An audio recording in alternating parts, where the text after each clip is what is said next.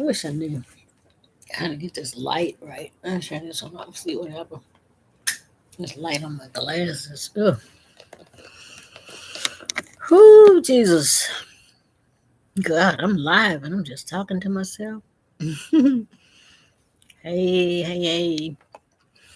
I'm just sitting here thinking about if I hold my head up, just the glare on my glasses. I guess I need to sit up taller. Anyway, I was thinking about talking to God and prayer. I mean, some people call it prayer and pleading, and some I just say a conversation with God. That's what I call it because I haven't gotten on my knees in a long time to pray like I used to. I don't know. I guess one thing. My bed is so high.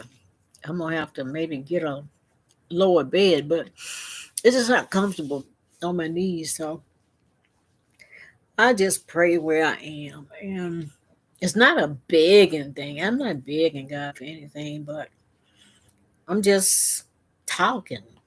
And then when I do need something, I don't feel guilty about asking it. Because, like a friend of my son, he calls me mama. My oldest son that passed away, this friend he met when he was in college, and they were born on the same day. So last week they told me that Mashawn had a heart attack and he was in a coma. They had him on life support. And in that situation, I did pray, and I pray when things are just dire situations. And I said, "Oh God, please don't let Michonne die." I just didn't need that kind of pain. He and my son were real good friends, and they born on the same day, and they love to play dominoes. And all I could think about was my son that passed away, and I say, Michonne, Lord, if he dies, I know he'll have a good time playing dominoes. But I say, God, it's in your hand, please. That was last week, and I got message today that he is awake, but he can't talk because of the respirator and stuff in his throat. So that's good. Mashawn is a heavy guy. My son was almost 500 pounds and he did this bypass and he lost a whole lot of weight. But Mashawn never did do that. And he had three heart attacks last week. So I prayed in that situation, and I don't know. I when I listen to people pray, there's most people do that. God, go and heal the sick, and God do this and this that, and this when they talking to God, it make it seem like God has been negligent. He don't know how to do his job. You know how you have people that work for you and they don't. You got to tell them what to do. They do that, and I don't know. I guess I do that in certain situations, but it seems like we want God to do things that we should do. God, go in the sick room and heal the sick and do this and that. And why don't we go do that? And I don't know. I don't know. So like I tell you, my mind is, but I don't pray like that. And and God does answer my prayer. But see, when I say God, I'm not talking about on the outside, some God way up there. I'm not talking about that. I'm talking about this friend of mine I told you about on the last video. This friend of mine, I'm just talking to her. It's not a man, it's a her. And this is my I don't know what to call her. I did what you call it what do you call it when you're going in meditation. I did a meditation to meet my spiritual guide. Uh that was what the reason of the meditation was. And I did it, and good Lord, I did meet. It was a cherry tree in this meditation. And I picked a cherry off of that tree, and the tree hit my hand and slapped the cherry out of my hand. And I said, "What?" The cherry tree started talking. and told me that was my problem. You don't have patience. These cherries are not ripe. And he was just fussing at me, but it was my voice fussing at me. And I said, what? And then I realized the facilitator of the meditation told us when we do find this guy that will talk to us, ask this guy what's their name. So I asked the tree, I said, well, what's your name? The tree said her name was Layla. This is a woman's voice. It sounds just like mine. She said her name was Layla. And, blah, blah, blah. I told about that meditation and I came out of it. But the name Layla, I could say that Layla is the my guardian angel, and that's who I talk to. But let me tell you some more about Layla. Hey, Sonny, come here. Some more about Layla. I told you about these two spirits sat on my bed one night, and I went crazy. That's one night I really went crazy. My youngest son, he used to come in late when he been clubbing. He'd always have some food, some French fries or some shrimp or something, hot wings, and he would come in and wake me up. So this particular night, I knew that's what he was gonna do. So I pulled the covers over my head, and I heard him open the door with his keys. And about a few minutes, when I thought he was in my bedroom, I felt somebody sit on the bed and gently start pulling the covers away from my head. So I knew it was him. Then I felt another person sit on the other side of me. I threw the covers back and started screaming and running. Wasn't nobody on the bed. Anyway, make a long story short, my son got me calmed down. He said, Mama, I didn't go in your room. I don't know what's wrong with you. What kind of medicine you taking? What is wrong? I said, honey, I don't know. Two people sat on my bed. I was crying. Hey, and then, let me show you my baby. Come here. Oh, she done got so fat. Come here, fat mama. Oh, let's see. Look at her. Look at the camera. Oh, look. This is my sonny. But anyway, I finally got to sleep. And the phone rang about 7:30 in the morning. Woke me up. This friend girl that I went through drug rehab with, she was on the phone and she sit with people who were sick. I told the story before. This lady was dying, but the lady name was Layla. So she said, the girl, my friend, she said, Mary, come on over. Miss Layla is dying. I still didn't associate that name, Layla, at all. So Mary told me, she encouraged me to come, but this is the way she did it. She said, me and Miss Layla were praying for you about 3 o'clock this morning. She prayed a fervent prayer for you, and then she went into a coma after that. And I just got chills. I said, oh my God, that was Mary and Layla in my bed. So I got up and went to see her. While she was asleep, in a coma, I gave her Reiki and then she passed on. But there's the name Layla again. And so, time goes on. I still mend my voice and I'm going to start calling it Layla. Okay, another thing about Layla, and this happened, I don't know why, I don't remember. I had salmonella poisoning, serious. God. My friend Harold, he would always drink this unpasteurized milk. And my spirit said, don't you do that. Don't drink that milk. And Harold would say, oh, it's supposed to be good for you. Maybe it'll help your MS, blah, blah, blah. So I took about that much of that milk, maybe 3 sips of it. And it was good and sweet. And didn't think nothing about it.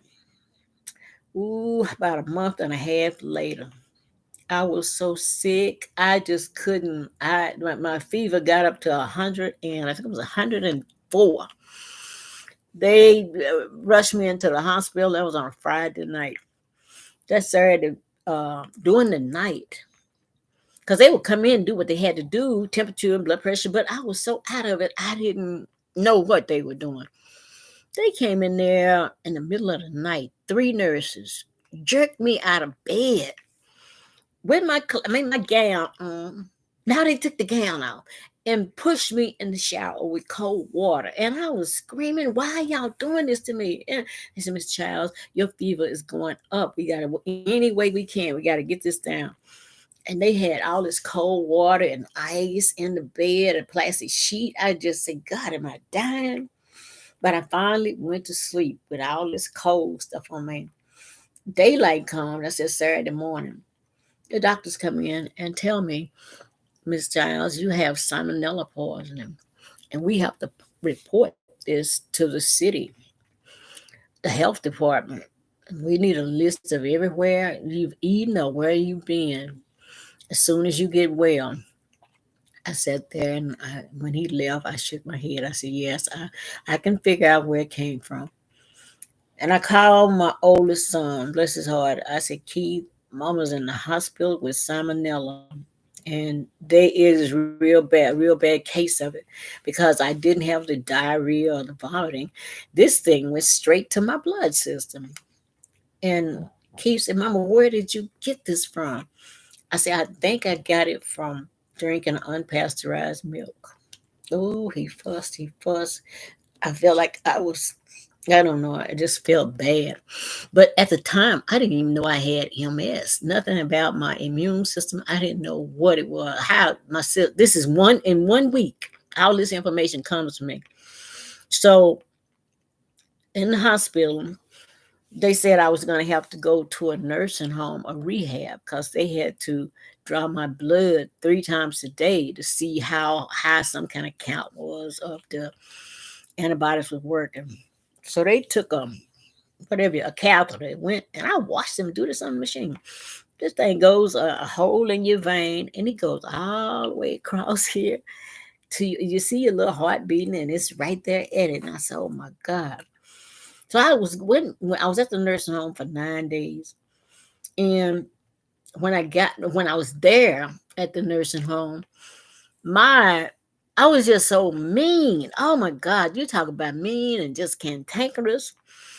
Because I didn't have clothes that I needed, and when my son would bring stuff, it'd be the wrong stuff, and just I was just mad. So I was sitting in the dining room, and mind you, this nursing home has nothing but white old patients, and all the nurses are African or either Hispanic. So I'm sitting at the dining room table trying to eat my little food, and this old woman patient was sitting next to me. Every time I take a bite, she thought I was supposed to feed her because I was a black woman there. Her family came in and looked at me and asked me why was I eating their mother's food. And I pulled up my wrist and I said, I'm a patient here. Leave me alone. So that's the kind of attitude I had. So I started taking my meals in my room. And then I wanted to take a shower. You didn't have a shower in the room. And then they had to take you to a room and bathe you. Actually, I couldn't bathe myself. And oh man, all this stuff you had to do. So I was just crazy and mean. And one day, the head nurse, she was so sweet. She said, Miss Childs, I know you're uncomfortable. We're just trying to follow doctor's orders. And you want a newspaper today? Maybe that'll help you. I said, no, I don't want no newspaper. And then this voice, Layla says, take that newspaper. There's something in there you need to read. So I said, oh yeah, nurse, I'll take the newspaper. I had to get in my room, start reading the newspaper because I like the Metro section. In the Metro section, they had an article, real nice article, but it was a petition against a House bill that legislators in Austin was trying to pass where you could buy unpasteurized milk in the regular grocery stores. I read that and I said, they can't do that. That milk almost killed me. So I kept that paper and, folded it back in my bags. And when I got home, I said, I'm going to send this woman an email because they emailed the writer, reporter left it in above the article. So when I got home, I had other news. I had the doctors that called and told me that I had MS, and oh man, that I had 3 strokes. They said I had 3 strokes and MS and salmonella. I'm dealing with all this at the same time. So I would sleep all the time. And then they had a nurse to come to the house and walk me around the apartments. And I didn't like that, but I went on and did it. And one day I'm sitting there, I'm just saying, Lord, just talking to God. I wasn't praying, but I say, what in the world is going on? They say I have MS, salmonella, and I've had 3 strokes. And I don't know. It was just, and so my friend Layla, that's Layla, said, get that article about salmonella and send this lady an email. Tell her your story. I said, yeah, that'd be a good idea. I'm not doing nothing. I go to the laptop, type this letter, beautiful letter. It wasn't long, but to the point. Do you know the next day, this reporter calls me and wanted to know if they could come to my house and interview me. I said, yeah. The next day, the reporters and cameras and all that, I tried to, look decent and stuff. But they interviewed me about the salmonella poison. And did I know where I purchased the milk from? I said, yes. Do you know the name? The name of this place was called Luck Layla Farm. And I told her what the name was. She said, well, you need to get in touch with him because the city is going to call him too. So I said, ooh, but this interview was aired all over Channel 8 and yeah, Channel 8. And then Channel 4 did an interview over the phone. Do you know lawyers were calling me off the wall? And one lawyer, he was in Houston. He said, Miss Childs, I'm flying there tomorrow. And this lawyer flew. And long story short, you know what happened. But before he came, I called Luck Layla Farms. And I talked to the lady and I said, I drank milk from your farm and I ended up getting salmonella poisoning. And I found out through research 3 other people had gotten salmonella from your food, from your milk. This lady was so rude. She says, well, you can't prove you got the milk from here because, you people eat at every hole in the wall. I said, well, she was a white lady too. Young. I said, let me tell you something. Whatever her name, Miss Todd, I think. I said, you write my number down, okay? Remember it. I said, because it's going to come up again. She said, bye. I said, bye. Have a nice day. But honey, when we went to litigation, oh, it was Lucky Layla, man. The man came there. He was so arrogant and then the mediator says they would go back and forth. I got so tired of it because I was still sick. I had to lay on couches and things. You know how they do when litigations about money. The uh, Luck Layla farm, their lawyer come back and say, no, we'll go down 10,000. My lawyer said, no, we're going up 40. So this kind of bartering went on. I got there about 9 o'clock. This bartering went on to about 4:30. And they finally agreed to a price of money for the settlement. And it was beyond what I expected. Over the 100,000s. That's just how big that settlement was. But when the bickering was over, they had pizza, hot wings, and balloons were everywhere. I said, they having a party right now. So what is this stuff real or is it just some kind of game? But I said all this to talk about Layla. There's Luck Layla. There's Miss Layla who was dying. I gave her Reiki. And then there's the tree, the cherry tree. So there's 3 Laylas that came in my life. So this God that I pray to, that talks to me, the name is Layla. Now, I'm not saying that you guys have to do this to find your guardian angel or your God, But this is what I did. I did it through meditation. I'm gonna tell you how this meditation went. What was I'm on? Not almost 20 minutes. Oh, let's see how many people in here. One. Okay, thank you, one. But this is the way I met Layla.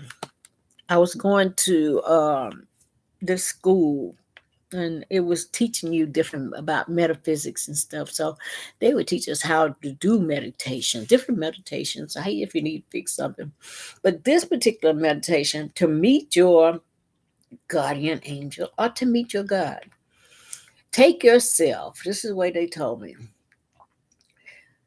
Envision yourself going to a low place. I mean, low, the lowest place you've ever been on earth. You go there very slowly, walk there and go deep, deep. Just keep going. You may be in a movie theater and you're going down a hill, but this my particular time I was going in a place called Payne's Bottom. You had to walk down, and when you walk down, you see a big lake. I don't know how they did that, but it's Ray Hubbard Lake in Texas. No, Tawakoni Lake. But you go down to this place and you kind of control your thoughts, but you're still relaxed at the same time. And then you just sit there and relax. But if something comes in your meditation that you didn't summon, that's when you know you are there. And whatever entity, may be an animal, it may be, in my case, it was a cherry tree. Whatever animal or entity come to you, relax, and they'll start talking to you. So when they talk to you, the main question you should ask them is, what is your name? And when you ask them their name, they'll give you instructions and ask for their name and ask for a gift. Don't forget that those two things. And that's how I met Layla. And I can tell you so many stories about this voice and Layla. And I'm so glad that I learned how to do these meditations and meeting your spiritual guide. But that is how I pray. We're talking about prayer. And Layla is my source.